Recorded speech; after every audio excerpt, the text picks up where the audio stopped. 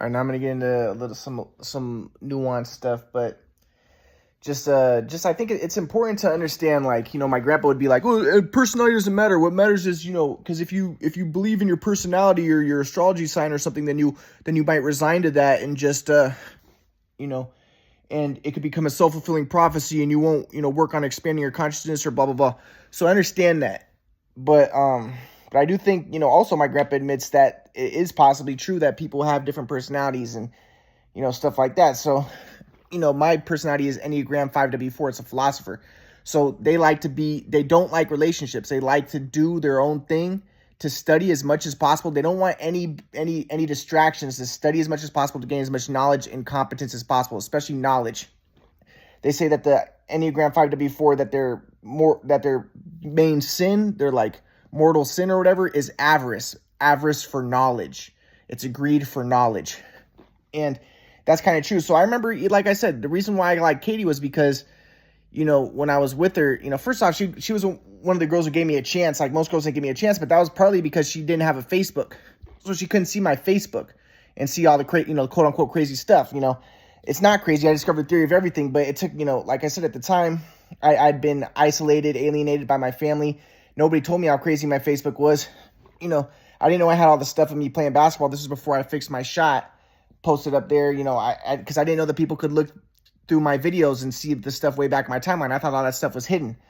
And I hadn't been able to go on my Facebook because I thought it was locked. But, because I didn't have any connection with my family and stuff, if I was with my family, I could have looked at my dad's computer. They could have helped me with that, but I was isolated, But anyways, I liked being with Katie because, she had a daughter and she could only see me at nighttime. So I didn't have to spend that much time with her. And, she could help me with little things like, we could go shopping and stuff, and I could use her for that, because I don't know how to, I'm an INTP personality type. I have a low feeling function, a low sensory function. So I don't know how to, I don't know styles.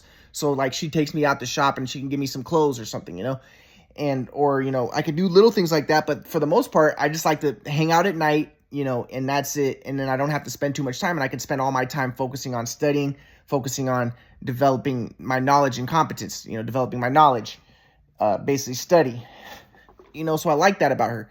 Now, like I said, and that's what they say about the Enneagram 5W4s. And it was the same thing with Chris, but Chris is like, you're evil. You didn't even want me to begin with. No, it's not. The thing is, I don't really want any relationship. I just want to be able to study. And if a girl, but the thing with Chris is, she became too much. She started becoming disrespectful. She was disrespectful and stuff. Now, my friend Bill, who's a ENFJ, he's very into, he has a very high feeling function. So that's probably why we're good friends, why we were friends, even though he's kind of crazy and stuff, is because he's mainly feeling oriented. I'm mainly thinking oriented. So it kind of is a dynamic that kind of fits together, because I don't know how to feel. He doesn't know how to think. So he could ask me how to think. I can tell him, or he could ask me how to think, and I can ask him how to feel, So he would tell me things like in relationships, like what to do in this situation, because I don't know. Like, I don't know what I should do in this situation. I'm what they call like socially retarded, because I spend all my time studying and stuff, and I don't want to, waste my time, quote unquote, doing feeling oriented stuff, doing social type of stuff with people, But also the other thing was, like I said, my family, growing up, I was always really huge at basketball. I was really good. And my dad and mom made it worse, because my dad was like, don't hang out with other people who are nerds and stuff, So, like, he only wanted me hanging out with basketball people. Like, I'd hang out with a nerdy kid, and my dad would be like, "What are you hanging out with those nerds for? You're a basketball player." And my dad would never let me sleep over at friends' houses, because he'd be like, "You need to get sleep so you can play good basketball and stuff." And that worked. I was really good at basketball, and I was incredible. But the thing was, he got the shooting machine that messed up my shot. Things deteriorated after that, but we didn't know about that. We didn't know it was a shooting machine.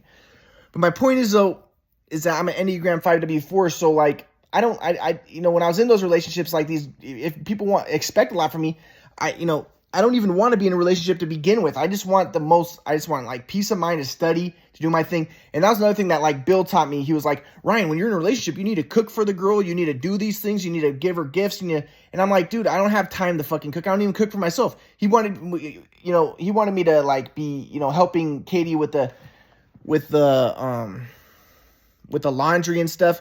So like when Katie was pregnant, I had studied that it's okay to do it when a girl's pregnant, but that for the most part, girls don't like it when you do laundry and cooking because it's like submissive. But if she's pregnant, then it's okay.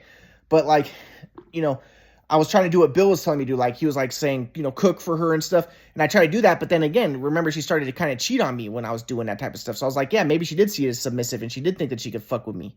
You know, that stuff I would never do. I would never cook for someone. I don't even do my own laundry. Why would I do her laundry? So I was even kind of happy when she was gonna, you know, she wanted me to do her laundry.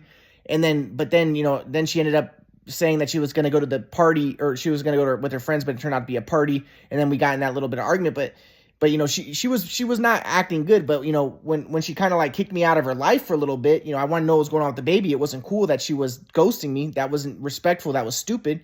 But at the same time, in my mind, I'm like, well, it gives me more time to study. So I'm like, whatever, it's okay. I don't really like this. I'm not really that into relationships anyways. It's a distraction. It's wasting my fucking time. You know, I just want to be studying. I have the most fucking knowledge out of anybody because I study and I work my ass off while everyone else is doing their fucking bullshit.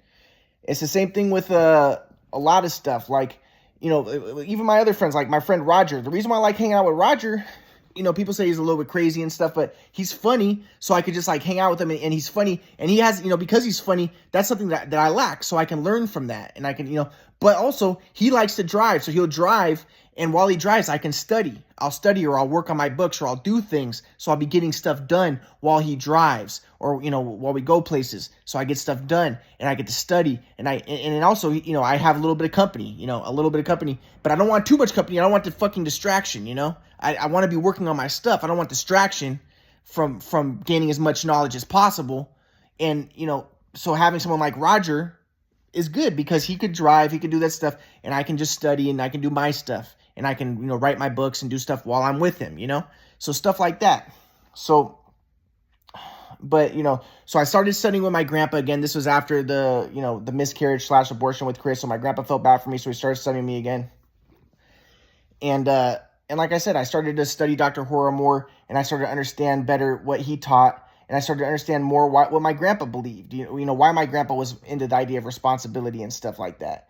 But again, like I said, it's full of contradictions. So my grandpa's like, he tries. Okay, this is another thing was, you know, like when after the abortion with Katie, you know, I was really I was trying to get her to talk to me again, right? So I was like writing a lot of stuff online to show that I wasn't crazy, but it was very rationalistic stuff, like about Darwinism, like how I believed in Darwinism, because I wanted to show, look, I'm not crazy. I believe in Darwinism. Darwinism is not crazy. But that was about the time, it was thanks to that I started to realize, well, the reason why I was always so into Darwinism was because I was against religion. I was against Christianity, especially because I was anti-white and I wanted race mixing, you know, so it was because of Katie that I kind of like had that revelation, you know, and, but, you know, when I was studying with my, you know, when my grandpa tried to be like rationalistic, probably also because he didn't want to be seen as crazy. Like, I don't believe in God. I don't believe in magical stuff or synchronicity. I think everything's energy. And yes, you can manipulate energy, but that's scientific and blah, blah, blah. But I'm like, oh, but first off, I don't think he's right. I do think, you know, I don't even know if he's accurate about the whole energy thing. I think the quadrant model is the ultimate, you know, the ultimate primary foil of reality. But my point is though, he tried to be so rationalistic, but he kind of like, what's the word? Deviated from Dr. Horus stuff. Like Dr. Horus was a very new age. And I started to see that. And Dr. Horus believed that God was infinite mind intelligence. And my grandpa was like, no, God is energy. But no. Dr. Horus was more, you know, supernatural, more in line with what I thought. So I'm like, you know, my grandpa just confused me.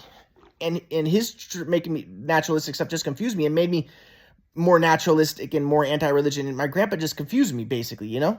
So but I started to study Dr. Horror, and I'm like, well, Dr. Horror didn't believe what you believe. So but then I'm asking my grandpa, like, well, don't you think that's magical thinking what Dr. Horror says, that, you know, it's your mind that creates a storm and stuff? And my grandpa's like, well, yeah, well, I you know, it's possible, but, you know, I just like to think, you know, you choose to experience the storm or not. And you know, regardless of whether you create the storm, you know, I do think that it's best to take responsibility for everything, you know? And I'm like, I don't know if that's accurate, but, you know, and then I also told my grandpa, like, you know, Dr. Horus was kind of like Christian Science kind of thing, right? So he's like, you know, there is no bad. There is no bad in the universe. That's just an illusion. You know, everything is one, everything is good. And I'm like, my grandpa's like, I kind of see it that way too, you know, because that's like a better way to see things. It's an existentially valid way to see things, but it might not be accurate.